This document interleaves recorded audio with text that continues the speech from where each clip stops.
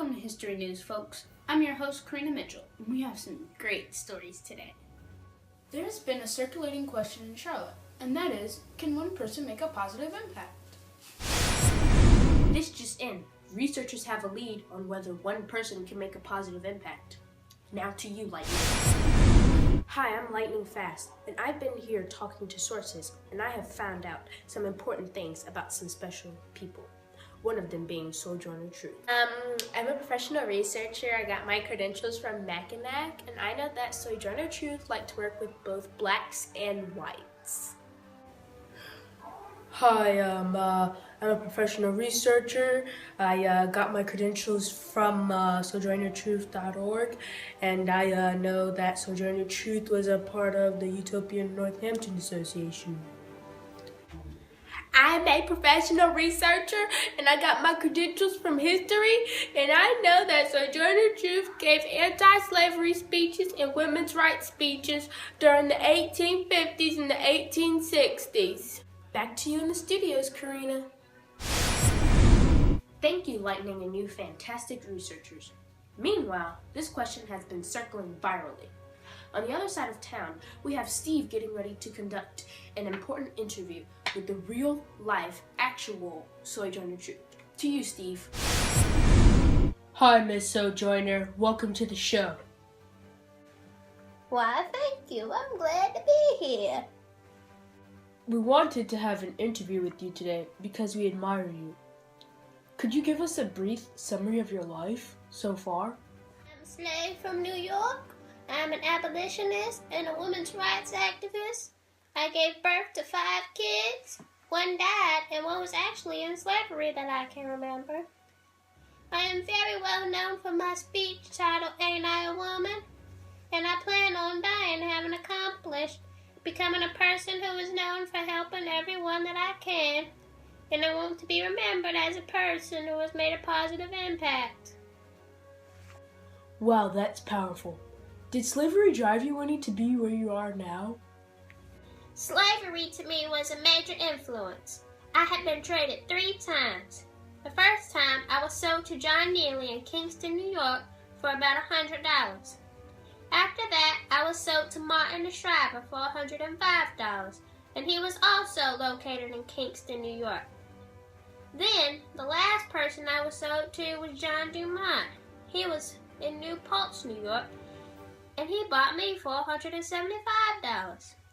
When I was here, John Dumont promised to free me, and when he did not fulfill that promise, I escaped and went to work for a Quaker family, the Van Wagons, and they paid for my freedom, which cost about $20. During slavery, I was beaten bad and scarred for life. So after that, I had been helping slaves through the Underground Railroad system to free them from that. And I also joined the Utopian Northampton Association with Gal Simmons, Frederick Douglass, Wendell Phillips, William Lloyd, and Parker Pillsbury. During this time is when my abolitionist career began. That is powerful. Earlier you said that you had a child that had a situation with slavery. Could you explain and tell us what this experience did for you?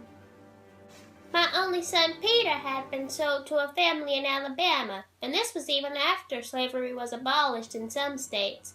But John Dumont, one of my owners, allowed this to happen, and I protested against it, and 2 white lawyers decided to help me legally, and we freed my son. So both of these situations taught me that some whites did want to help us blacks, and that is why I work with both blacks and whites. Are you familiar with 21st century skills? Yes, I am. Here on History News, we like for everyone that we interview to assign themselves one that they think best fits them and to provide evidence why. So could you do that, please? I believe that I am best represented by the 21st century skill, social responsibility. This skill has many traits, one of them being acting with the interests of the larger community in mind, which is exactly what I do. The speech that I gave in Akron, Ohio was for women's rights, and that is an action that I took to better the women community. Helping slaves on the Underground Railroad is an action that I took to better the African slave community.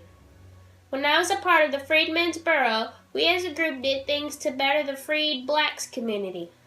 Ultimately, I feel that this was a perfect 21st century skill for me. We have just one more question for you.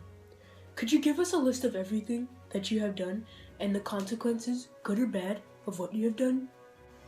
When I did my Ain't I a Woman speech, I did some memorable actions. Some include pointing out specific people in the audience and showing the audience my breast because they did not think that I was a woman. I think a consequence of this speech was that it helped push women's rights movements in the right direction. I helped to integrate streetcars, and a consequence of that now is that they are integrated. I worked with the Freedmen's Bureau to help the freed blacks, and now blacks are somewhat respected, and us as a race are moving in the right direction. I am a major influence on Booker T. Washington, and now look at what he has done for the society as a whole. I also speak out about suffrage for blacks and women, and we can all vote now. Blacks, men, women, and other races. All around, I feel that I will leave a lasting impact. So Steve, to answer Charlotte's question, I think yes, that one person can make a positive impact. Well, Charlotte, you heard it right here from Sojourner Truth. One person can make a positive impact.